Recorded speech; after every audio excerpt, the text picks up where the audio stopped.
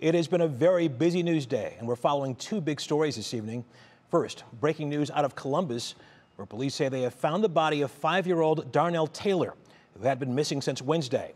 His custodial mother, Pammy May, was arrested. We'll tell you where she was found and where she is tonight in just a bit. Also, President Biden was in East Palestine today, meeting with officials and residents 1 year after that toxic train derailment. And that's where we begin. Our team is there, been there all day. Lindsey Buckingham has reaction from residents, and Isabel Lawrence was in the room for the president's speech. Isabel, we'll start with you. Good evening. Good evening, Russ. Yeah, in President Biden's first visit to East Palestine, he remarked on the strength of this community, but also called out Norfolk Southern for the damage done. Now, when the president arrived here in East Palestine, he was met by the fire chief as well as the mayor here and the EPA administrator.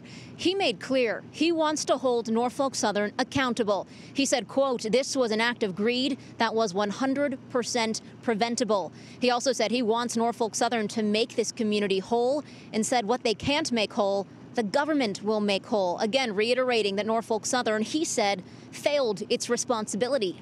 But he also spoke again of the strength of the East Palestine community. He said, this won't define you. It will define you in a different way, through your courage, your compassion, and resilience. It doesn't matter if you're a Democrat or Republican or independent. What matters is we're all Americans.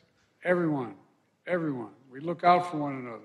We leave no one behind, and we come back stronger than before. That's what you're doing here. That's what's happening right here in this community.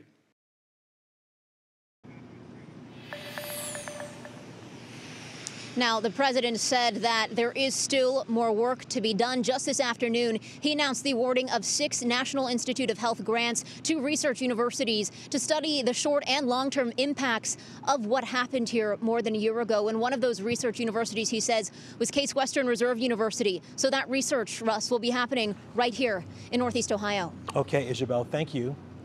Lindsey Buckingham is standing by with a message from residents to the president. She is also in East Palestine. Lindsey, what did they tell you? Hi, Russ. Well, to be honest, many of them told me they wanted to hear from the president directly so that he could feel the concerns the community has had for the past year. They've been here for hours, community members holding signs, honking horns, and demanding to have their voices heard in East Palestine.